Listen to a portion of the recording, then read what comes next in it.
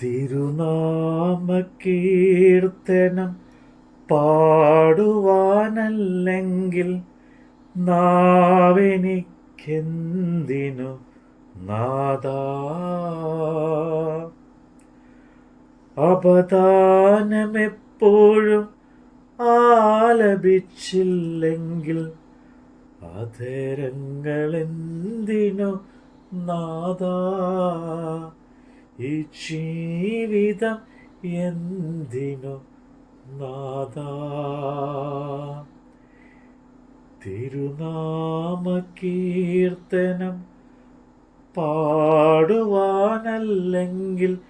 നാവെനിക്കെന്തിന് നാഥാ? അപദാനമെപ്പോഴും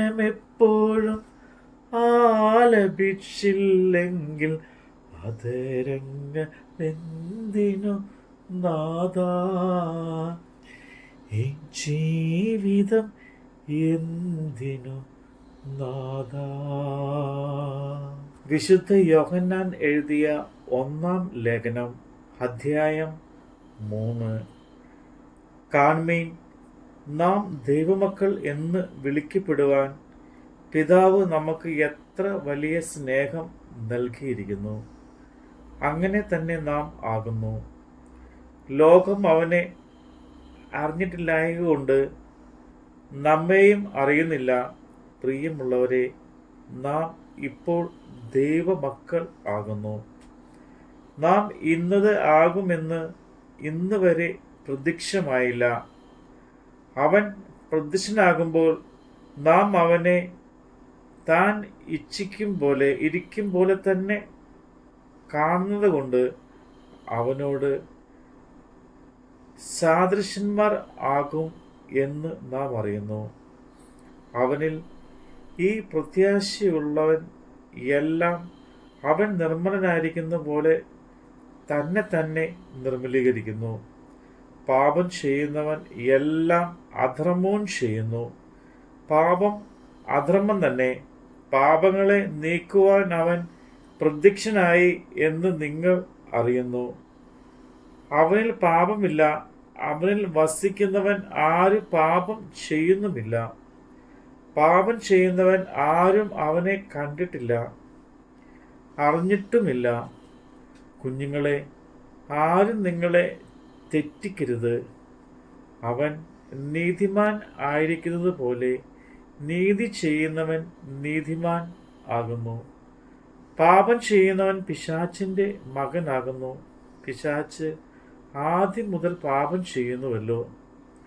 പിശാചിന്റെ പ്രവൃത്തികളെ അഴിച്ചാൽ തന്നെ ദൈവപുത്രൻ പ്രത്യക്ഷനായി.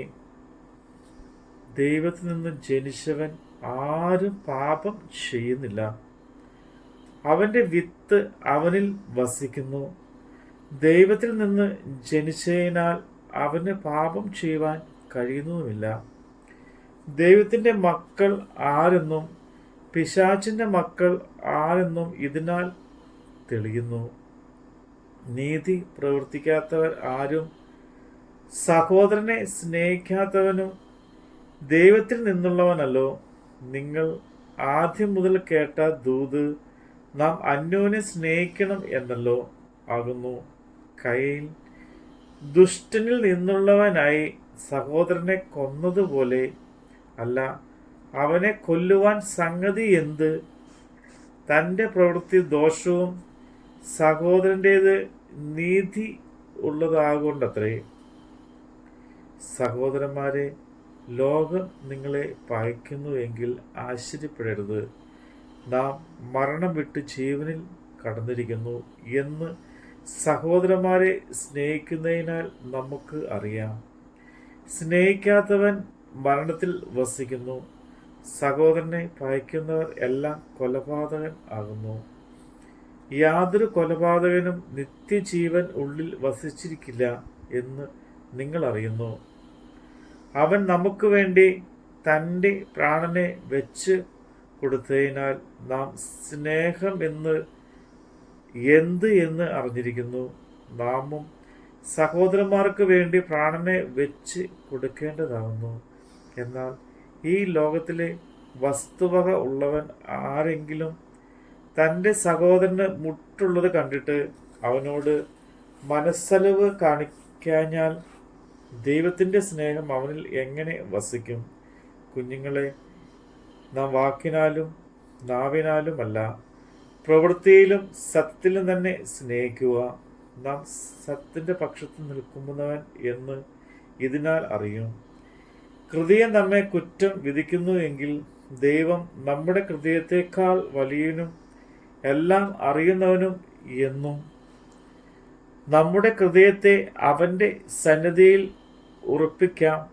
പ്രിയമുള്ളവരെ, ഹൃദയം നമ്മെ കുറ്റം വിധിക്കുന്നില്ലെങ്കിൽ നമുക്ക് ദൈവത്തോട് പ്രാഗൽഭ്യമുണ്ട്. അവൻ്റെ കൽപ്പനകളെ നാം പ്രമാണിച്ച് അവന് പ്രസാദമുള്ളത് ചെയ്യുന്നത് കൊണ്ട് എന്ത് യാചിച്ചാലും അവങ്കിൽ നിന്ന് ലഭിക്കും.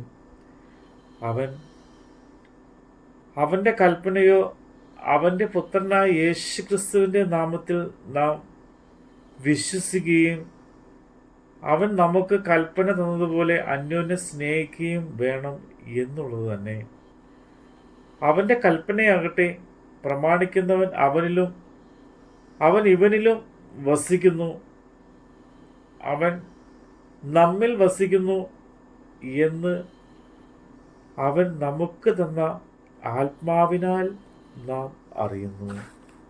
നമ്മുടെ കർത്താവിൻ്റെ വചനമാണ് നമ്മൾ കേട്ടത്.